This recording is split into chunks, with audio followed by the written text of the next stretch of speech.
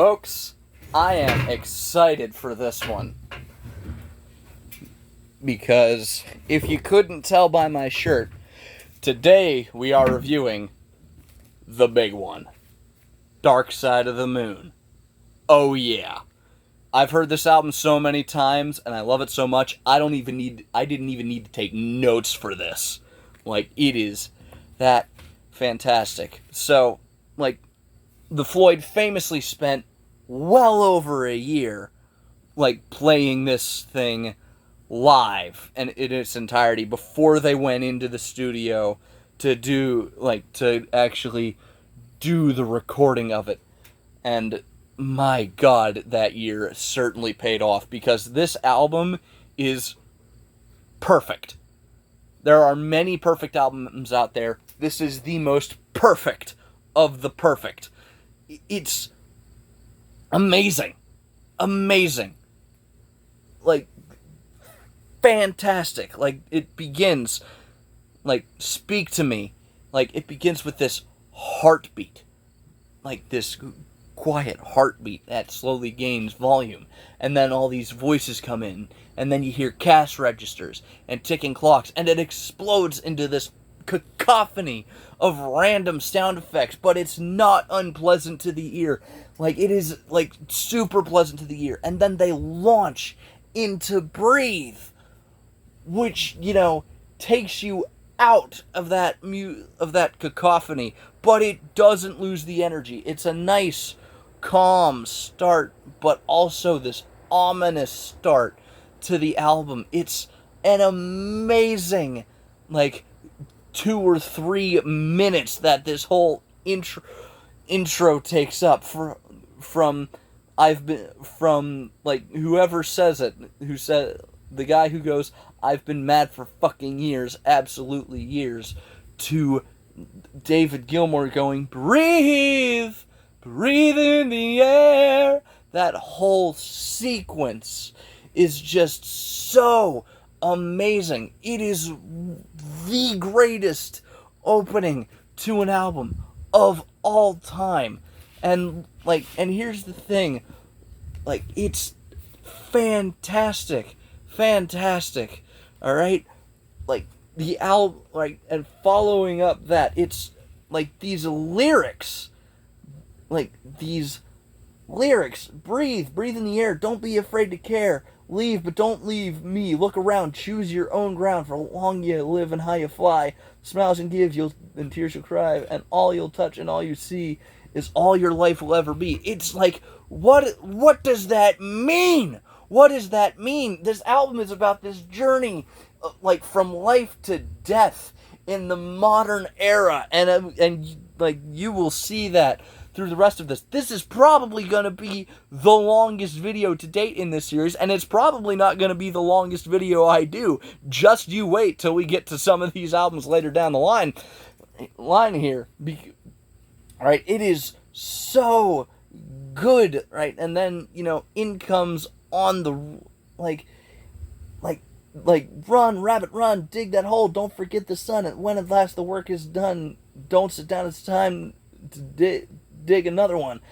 Long you live and high you fly, but only if you ride the tide, and balanced on the biggest wave, you'll race towards the early grave. It's such a poetic way to go, welcome to the world, but don't waste your life. Don't live in the fast lane. And, and then, it transitions into On the Run with, this early sequencer that they got going. And it sounds so cool! Nothing else sounded like that.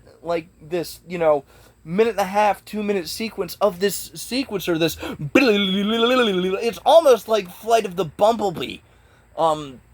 It's so, fucking weird, but at the same time, really, it's so weird and mainstream at the same time. It's fucking awesome. Right? It's, and, you have, airplanes and shit, in the background, and, this underlying thing of somebody running to, either catch the air, either catch the plane or catch the train. It's so good. And then in comes Time, which is my favorite song on the album. Because, like, whatever age you are, like, past the age of, once you graduate high school, like, these lyrics start hitting you. But it begins with this cacophony of clock sounds, like a grandfather clock and alarm clocks just all going off at once. And then you hear this, which is Roger on his bass with, like, some weird effect applied to it. That's not a grandfather clock. And then you've got Nick beating the hell out of the drums, like, just being, like, really, really, really cool. Like, everybody shines on this album so fucking amazingly. And then in come the lyrics, ticking away the moments that make up a dull day. You fritter and waste the hours in an offhand way.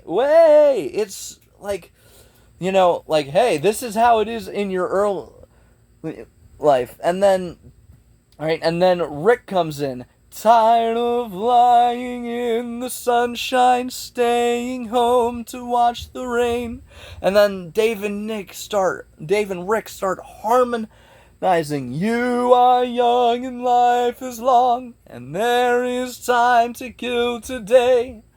And then one day you find 10 years have got behind you. No one told you when to run. Da-na-na. You missed the starting gun. Like, it's like, hey, you're aging. One day you're gonna realize 10 years have got behind you. Like, and it just got, like, and it went in an instant. And god damn, that hits me like a truck now. Because, one day I'm sitting in 8th grade English class just discovering this band, just really starting to get deep into the lore of this band. And, my English teacher is talking about, like, hey, you'll blink and then boom, like, one day you'll be at graduation. And holy fuck, he was right. Like, I don't know what the hell I'm gonna do with my life. I've spent the last 3 months playing video games and talking to people, making YouTube videos that get 1 view. But, but come on. Like, it hits so good. But after, like, that you are young and life is long, and they're, like, that starting gun lyric, Dave just launches into, like, the first bona fide David Gilmour is a fucking god guitar solo. And it's like, oh my god.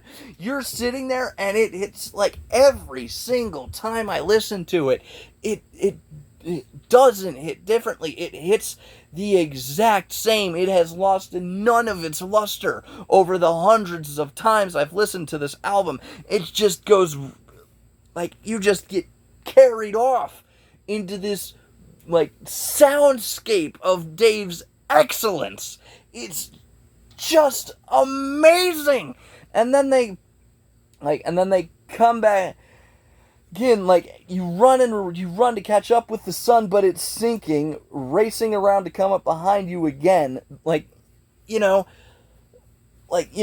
trying to, do as much as you can in this lifetime, and you're, like, it's insane, like, after you realized, that you've only got a limited time, and, like, you're shorter of breath, and one day closer to death. The sun is the same in a relative way, but you're older. Like, so much in just those 2 lines, right? The sun is the same in a relative way, but you're older. The sun, to you, has basically not changed since you were born. But over the millions of years of existence in the universe, the sun has changed so much, and you are just a blip in the overall time span of the universe. You only get a limited time on this planet, so you better, like, do something with it, right? Like, like, shorter of breath and one day closer to death. You're not getting any younger. You're older than you have ever been. And then, in comes Rick again. Every year is getting shorter, never seem to find the time. Plans that either come to naught or half a page of scribbled lines hanging on in quiet desperation is the English way. Like, oh my god. Like every year is getting shorter, never seem to find the time. Like time is just slipping away from you. This is such an ominous set of lyrics. I have probably talked about this song for longer than I've talked about like the only other song I can think that I've talked at this length of is Echoes, and that's 23 minutes. This is 6.5 minutes, and I'm still going. Like, about just this one song, and we've got so many more to go. This album is fantastic, right? Like, every year is getting shorter, never seem to find the time. Like, as I get older, yeah, like, you know, now to me, it's like every day is getting shorter, but also at the same time, how the fuck is it almost September? I just fucking graduated 2 weeks ago. That's what it feels like. But, right, it hits you. It really does hit you. You know, and then, you know, they go into this reprise of Breathe with Dave and Nick harmonizing again at possibly the best it has ever been. And it's like, like, again, it's an indescribable feeling, right? Whenever I put this album on, I listen to it through the end, you know, and then like, you know, like, far away across the field, the tolling of the iron bell calls the faithful to their knees to hear the softly spoken magic spell. Some people put their faith in religion, I think, is what that's going for. Right? I think there's so many ways you can interpret this. So many ways. And then you hit Great Gig in the Sky, which allows, you know, Nick and Rick to really shine on their instruments. And then in comes session vocalist Claire Torrey. She fucking kicks it out of the park. The vocals on this are one take. There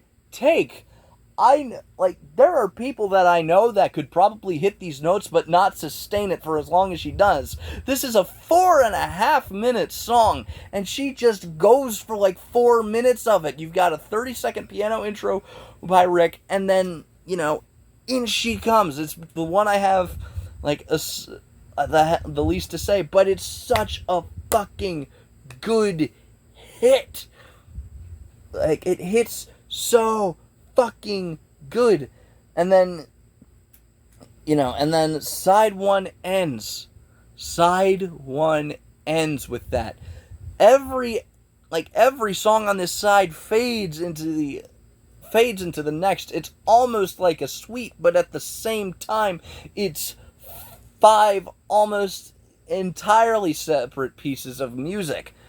Like, no, like, there aren't really recurring melodies to the degree that there normally are in a 20-minute suite. But that's because it rides through the whole album. Like, it's crazy how good this is. Like, and then you get into Money, which was the single, and also, you know, the most famous song in 7/4 ever written. It begins with yet another sound effect cacophony with with cash registers, right? And like to the tempo of the song, and then Roger comes in with his bass, dun dun dun dun dun dun dun dun dun dun dun dun, and then Rick joins in, or not Rick, and then Dave joins in, and then Rick comes in with the keys, and then, you know, Nick hits the drums, and the, you know, cash register sound effects go away, and you're just into this fucking jam, you know. And this is a song about, you know, capitalism, you know, money, get away, get a good job with more pay, and you're okay. Like, you know, like, hey, in this world, if you're employed and you're making, you know, some good money, all right, you're pretty good. right? Money, get right. But then as you, yeah, ascend up, you start getting slightly more snobby. Money, get back. I'm alright, Jack. Keep your hands off of my stack. Money, it's a hit, and it was. Don't give me that do goody good bullshit, right? And it's making fun of people who are, who, it's making fun of the rich and famous, which is ironically what the Floyd would become after the release of this album. Money, it's a crime, share it. Wait, fuck, hold on. And then, you go into this jam, and then Dick Perry, this saxophonist who's on a bunch of stuff, he comes in and just rips out, just fucking casually, rips out one of the coolest fucking saxophone solos of all time. And, that it's so good. It's jazzy and rock and roll and almost symphonic at the same time. It's, again, it's amazing. Amazing. Just fucking perfect. And then Dave comes in with another godlike, jizz-worthy guitar solo. The man is a fucking god. He can rip out two of these on the same album, and they're only separated by one song and a flip of the record. That's awesome. And then, that just, the song goes back into standard 4/4 during that guitar solo, but then it goes back into 7/4, and it's just insane. And it goes back into 7/4, with one more verse. Money, it's a crime, share it fairly, but don't take a slice of my pie. I think that's kind of making fun of socialist politicians. Money, so they say, is the root of all evil today. But if you ask for a rise, it's no surprise that they're giving none away. Just, holy Christ. I'm not running out of steam. I'm not running out of things to say. You can't with this album. Right? Us and Them, it's a song about war, and the underlying piano chord sequence, that bum, bum, bum, bum, bum, bum. They had that in 1969 or 1970 or wherever. They had that, Rick had written that a long time ago. They were just looking for something to use it for, because they knew they had something there. So I guess you could argue that Pink Floyd were working on this on this song, or on this album, since the late 60s. It's just awesome. Yeah, and Dave's vocals and Dick Perry's sax, again, it's so good. And this is one of those songs that I find something new in every single time I listen to it. Because it's just so it's just so musically dense and wonderful, but open at the same time. It's insane. Talking about, the general who sends his soldiers into battle but doesn't do any of the fighting himself. So much goes on in this song, and it gets another excellent sax solo from Dick Perry. It just soars, and there's also these, three women singing along with it, these backing vocals that hit you so good. And then it has the finest transition into any color you like, which is this blues jam that allows every member of the band to shine in their instrument playing. It's the transition itself is jizz-worthy. It's amazing. Again, it's indescribable how good it is. You gotta listen to this album yourself. It hits so good. So good. And, I'm sitting there and I'm listening to it. And it's amazing. amazing. It's something that you kind of wish you could sit in for a little bit longer, but at the same time, if it had gone on a little bit longer, maybe this album wouldn't have been as big of a hit as it was. Like it's one of those albums that it's just so, like, everything just fits so perfectly. So perfectly. And then you go into the 1-2 hit of Brain Damage and Eclipse. Talking about insanity. It's the, right? Like, again, like, possible references to Syd Barrett. The lunatic is on the grass, remembering games and daisy chains and laughs, got to keep the loonies on the path. And Roger is singing. For the first time on the album, Roger sings in the last 2 songs. It's, it's crazy.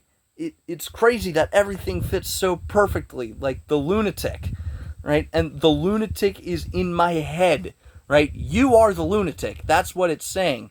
You know, and of course that famous, and if that band you're in starts playing different tunes, I'll see you on the dark side of the moon. Ooh, oh, oh. And then that transitions into Eclipse, which, if you look at the lyrics, it's basically the lyrics from Breathe, but being like, hey, this is the end, and there's like, and Rick is just ripping it on this, on the church organ, and Dick Perry's playing the sax, and the women are like the women doing the backing vocals are just soaring, and Dave is like playing so good, and Roger is singing his freaking heart out, and all that, like, and all that is now, and all, like, and it hits you with this beautiful ending statement, all that is now, and all that is gone, and all that's to come, and everything under the sun is in tune, but the sun is eclipsed by the moon. And then something that becomes a staple of Floyd albums from this point until The Wall is it ending the way it starts. It ends with that heartbeat fading out, and the doorkeeper at Abbey Road going, "There's no dark side of the moon, really. Matter of fact, it's all dark." Buy it. I don't care if you're not a fan of Pink Floyd. I don't care if you don't like classic rock. This is a musical experience that everybody needs to have once in their life. And while I'm talking about you buying it, this album cover, like, again, it's known as every college freshman's favorite poster. But it says everything and nothing at the same time. It's such an amazing piece of art. You could do an entire video on the perfection of this cover, like, itself. And if you open it up, like, it continues on to the other side and flips upside down, right? And look at the inner gatefold. It continues that theme of the heartbeat. This album cover was, of course, designed by Hypnosis. Like, again, probably the most famous album cover of all time. Oh, I love the smell of an old record. I really do. Like, it's so good. Do not stream this album. Listen to it on physical media. Listen to it on either CD or on a record player. Like, right? Like, you can be like, but I don't have it. Like, you'll fucking know somebody who does. It's sold so much. This album contains poignant lyrics, and sonically it doesn't sound like it was recorded in 1973. 51 years ago this album was released. Almost 52. Like it's like the most perfect of the perfect albums, and there are many perfect albums, as I've discovered listening to an album every day since January 1st of this year. It's perfect. Everything fits perfectly together, and it would launch the Floyd into such, like, astronomical fame. Like, they were a known entity. They were a known entity before this album, but after this album came out, holy Christ, they took off. This album, like, there is a reason this album is the album that has spent more weeks collectively on the charts than any other. Like, 987 weeks, I'm pretty sure it's lasted. Like, it's crazy how long this album has lasted. And when this album debuted, it debuted at number 1 on the Billboard 200 and did not drop off until 1987, a full 14 years later. Pink Floyd released Wish You Were Here, Animals, The Wall, The Final Cut, and this album did not drop off the charts until after A Momentary Lapse of Reason came out in 1987. It's insane! And it still periodically pops back up on the charts. Like, it's estimated that, like 1 in every 3 households owns this thing? Or like every household has like 3 copies of this? It's something like that. Again, amazing. Like, this would catapult the Floyd into astronomical fame. And that is my review of Dark Side of the Moon. 10 out of 10. 20 out of 10. It's so fucking good. And it's not even my favorite Floyd album, but that's a couple down the line. But yeah, buy it. So that's it from me.